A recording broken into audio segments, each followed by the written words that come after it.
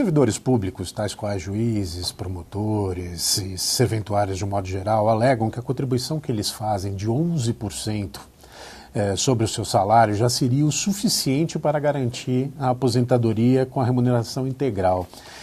Isso é verdadeiro? Quer dizer, esses números se sustentam? Na verdade, é interessante porque a contribuição de 11%, em primeiro lugar, tem que dizer que o servidor público civil começou a contribuir para suas aposentadorias há pouco tempo.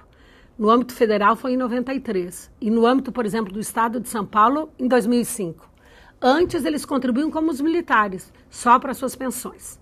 Então, primeiro isso, tem muita gente, este grande volume de recursos hoje que é utilizado para pagar, hoje for mais de 100 bilhões, 113 bilhões para pagar as reformas dos militares e as aposentadorias dos servidores no âmbito civis, nos âmbitos federais. Isso daí faz parte de um grande passivo, porque primeiro eles não contribuíam, né? E se contribuíam por muito pouco tempo, porque não tinha uma idade mínima, não tinha tempo mínimo em serviço público. Tem muitos servidores que já tinham, quando ingressavam no serviço público, ingressavam já praticamente com tempo de aposentadoria. Ficavam 2 anos e se aposentavam integralmente. Eu mesmo conheço muitos fiscais da Receita que contribuíram 2 anos. Antes eles contribuíam para o regime geral, na grande maioria das vezes sobre o salário mínimo, contribuíam 2 anos sobre o valor das suas aposentadorias e hoje estão ganhando aproximadamente R$25 mil. Por quê? Porque não tinham tempo mínimo de estada no serviço público e ainda não se contribuía para a aposentadoria, só para a pensão. Quem paga essa conta? Quem paga essa conta são os mais pobres. Não é mais assim. Desde 98 eu tenho um tempo mínimo, 10 anos de serviço público e 5 no cargo. E desde 2003, com a reforma do Lula, a aposentadoria não é mais integral, é pela média. Então, vamos imaginar que eu fique 20 anos recolhendo sobre o teto da Previdência, que hoje é do regime geral, que é 5 mil, e entre como procuradora da República ganhando R$30 mil, eu vou fazer a média disso, eu faria a média disso e teria uma aposentadoria desde 2003 pela média. Só que alguns entes federativos, dentre os quais a União, o Estado de São Paulo, o Estado do Rio Grande do Sul, já adotaram o teto do regime geral. Então, por exemplo, um procurador da República que entra hoje, ele vai contribuir obrigatoriamente até o teto do regime geral, 5.531. No restante, ele vai para a Previdência Complementar se quer. Então, a gente pode dizer que hoje já teve, com a emenda 20 em 98, com a emenda 41 em 2003, já teve mudanças que eu diria que diminuiu o passivo, diminuiu o aumento do passivo, não é diminuir o passivo, diminuiu o aumento do passivo. Quer dizer, os gastos com Previdência eles vão aumentar de uma forma não tão assustadora, mas tem isso. Só que quando a gente discute esse passado, esses servidores que praticamente não contribuiu, é um tabu, não se pode flexibilizar direitos adquiridos. Ora, eles não contribuíram e quem está pagando essa aposentadoria de 20, 30 mil reais, daquele que recolheu por 2 anos, é o cara que ganha salário mínimo, que não tem acesso a isso. Então, daí você poderia dizer, então não precisa fazer reforma com o servidor público? Não precisa, porque eu disse há pouco, 55 e 60 hoje não condiz com a longevidade do brasileiro. E isoladamente você tem esse número, né? Como é que hoje funciona essa contribuição dentro dos servidores? É interessante porque, por exemplo, se eu pegar em 2015, eu tenho dados de 2015 aqui, em 2015, com servidor público civil da União, foi gasto 65 bilhões.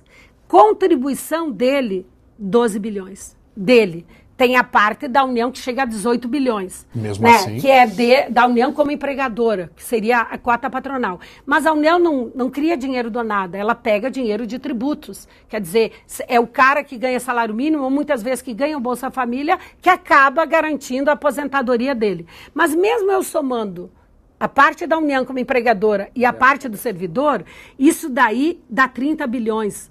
Então, em 2015, o déficit com servidores civis foi de 35 bilhões. Os militares, pior ainda, porque o militar é um quadro menor, é um número de servidores menores. Teve a contribuição para as pensões, porque os militares não contribuem, nem de 3 bilhões. E o gasto foi de 35 bilhões. Então, o déficit foi mais ou menos igual dos civis e militares. E é interessante que, nesse sentido, até eu entendo que deveria ser incluído também os militares para pagar para suas reformas. Não tem cabimento uma empregada doméstica precisar contribuir para ter a sua aposentadoria de salário mínimo, muitas vezes, né, porque normalmente a remuneração é mais ou menos do salário mínimo, enquanto que um militar ele não paga para sua reforma, paga só para a pensão. Então, nós temos que pensar que isso aí só aumenta a desigualdade. Nós temos vários casos de distorção, então, né? Ou seja, que a arrecadação é muito inferior àquilo que se gasta. Os militares, que é o exemplo que você está dando, o servidor e os rurais. Na verdade, os rurais, eu entendo que a legislação, se nós fôssemos cumprir a legislação, não teria esse déficit que tem. Por quê? Porque, na verdade, os únicos rurais que podem obter benefícios só comprovando a atividade e não efetuando o recolhimento são os pequenos agricultores. Acontece que a jurisprudência é muito generosa. Muito generosa. Eu costumo dizer que muitas vezes, muitas decisões judiciais, muitos juízes, eles não costumam analisar quem paga a conta, né? E da onde vem o dinheiro? Eu costumo dizer, como há autores que dizem que dinheiro não nasce em árvores. E aí o que acontece? Hoje as decisões judiciais elas acabam estendendo essa ideia de não recolhimento e só prova de atividade para todos os trabalhadores rurais, quando deveria ser só para o pequeno agricultor. Os demais deveriam efetuar o recolhimento, assim como o ambulante tem que fazer na cidade, eles deveriam fazer isso e não o fazem.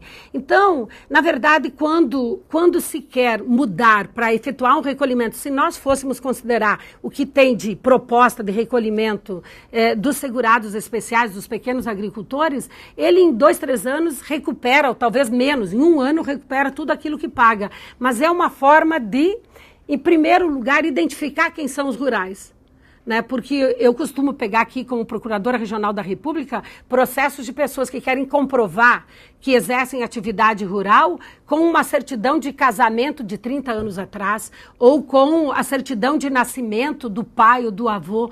Então, é interessante, quem não gosta de fazer generosidade, mas eu costumo dizer que quando a gente faz generosidade com o dinheiro da população, especialmente dos mais pobres, proporcionalmente, essa generosidade é um Robin Hood às avessas, né?